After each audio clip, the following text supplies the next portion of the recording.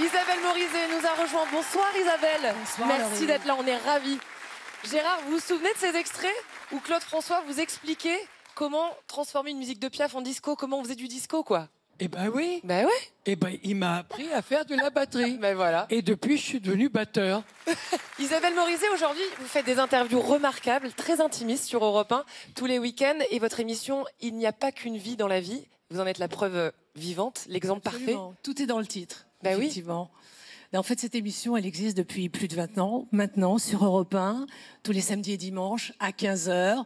Alors, j'essaye d'embarquer hors des sentiers battus mes invités. Voilà. Je rappelle quand même pour les petits jeunes qui sont autour de la table que quand même, dans votre première vie, vous étiez Karine Cheryl, la reine du disco.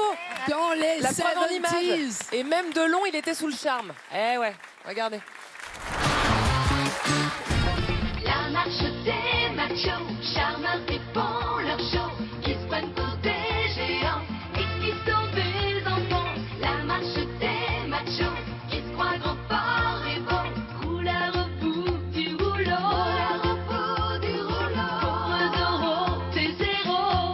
J'ai choisi Karen parce que j'ai une sympathie toute particulière pour elle et pour ce qu'elle fait. J'ai beaucoup d'admiration. Je crois que c'est une des rares, ce qu'on appelle woman show en France, de cette qualité. Elle est capable de tout, de danser, de chanter, elle est belle, elle joue des instruments, elle a tous les dons et tous les talents, et c'est une vraie professionnelle. Voilà. Non mais, Je dois défaillir, là, normalement. comment? Bon, je ne vais pas m'offusquer, effectivement, de ces compliments de la part voilà, de la légende du cinéma français. Pour toujours, vous savez, le beau Tancrède dans Le Guépard de Visconti.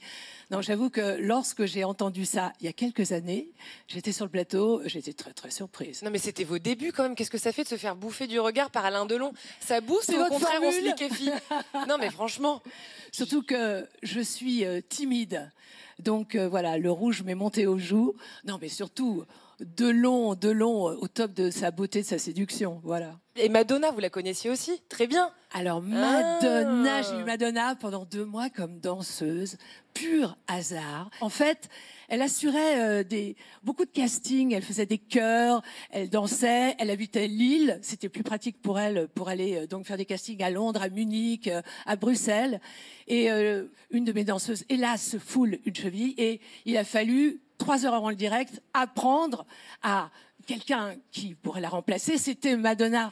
Et je me vois en train d'apprendre la chorégraphie à Louise, brunette, pleine de gouailles, mâchant son chewing-gum, apprenant avec une rapidité que vous ne pouvez pas imaginer. En fait, il y a des images où on la voit danser derrière moi, le visage de Madonna sur mon épaule gauche. Elle avait en fait une telle aura. J'aurais été producteur, je lui proposais un contrat immédiatement. Elle est retournée aux États-Unis. Voilà, les Français n'ont pas été assez réactifs. Pourquoi on n'est pas né 20 ans plus tôt, franchement? Nous aussi, on avait envie d'avoir Madonna comme danseuse et faire la fête avec vous. Du coup, on va se rattraper ce soir et je vous